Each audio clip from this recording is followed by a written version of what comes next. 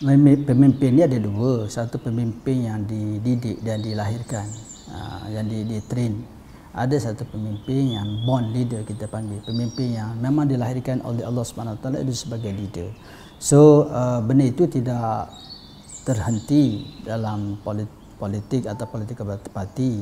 Seperti yang kita sebutkan tadi, bahawa pemimpin itu mesti mampu nak mempengaruhi manusia dengan pemikiran dia, dengan akhlak dia dan sebagainya.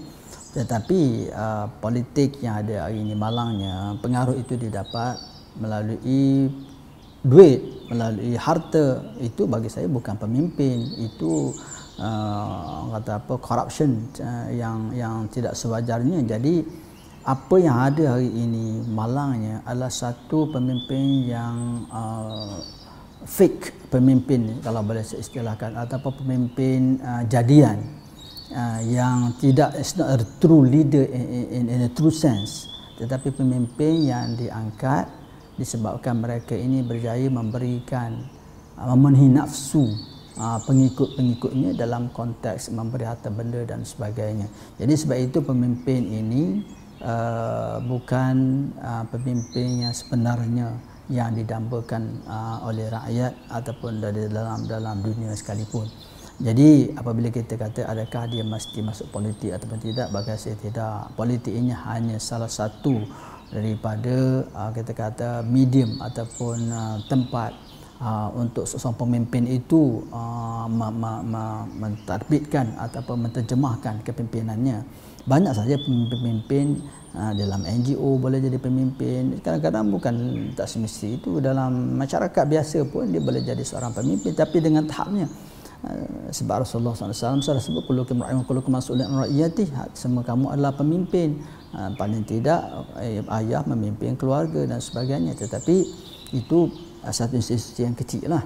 Jadi pemimpin ini tidak semesti duduk dalam politik. Yang penting pemimpin ini dia mesti ada idea, dia boleh mempengaruhi orang, dan bukan itu saja, dia mesti ada sebagai keberanian, dan on top of that dia kena ada keadilan itu. Jadi barulah kita lihat kesempurnaan dalam pemimpin ini yang didasarkan kepada ketakwaan, ilmu Islam yang tinggi. Yang tinggi ini maksudnya bukan nak sampai ke ulama, tetapi mampu untuk dia membezakan mana yang baik, mana yang buruk. Inilah sebenarnya ciri-ciri pemimpin, sama ada di dalam, dia duduk dalam parti politik atau dalam NGO ataupun sebagai rakyat biasa.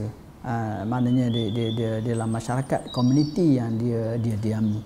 Jadi bukan banyak orang kata bahawa bila kata pemimpin ini mesti pemimpin parti, bukan. Terbukti kadang-kadang orang biasa pun boleh mempengaruhi orang lain. Cuma dalam konteks demokrasi ini, malangnya nak jadi pemimpin mesti masuk parti.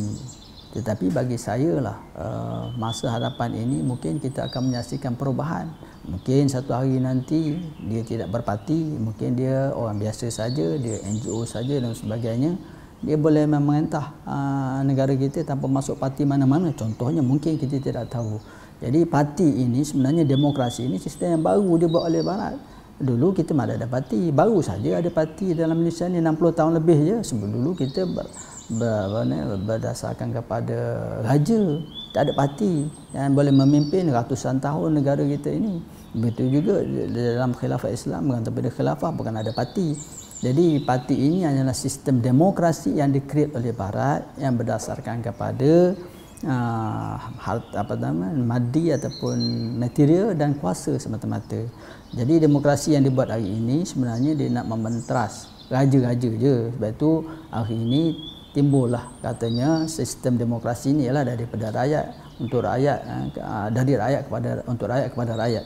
Itu yang dibuat oleh Barat. Jadi kita sebenarnya terperangkap dengan sistem yang dibuat oleh Barat hingga kita terlupa sistem yang ada dalam Islam. Sebab itu bagi saya kena ada revamp dalam sistem politik negara kita ini. Ada setengah ulama, contohnya Abu Al-Maududi, dia meletakkan ataupun memberikan satu definisi bahawa kita ada kena konsep dipanggil teodemokrasi. Apa itu teodemokrasi? Demokrasi yang berasaskan kepada agama Islam.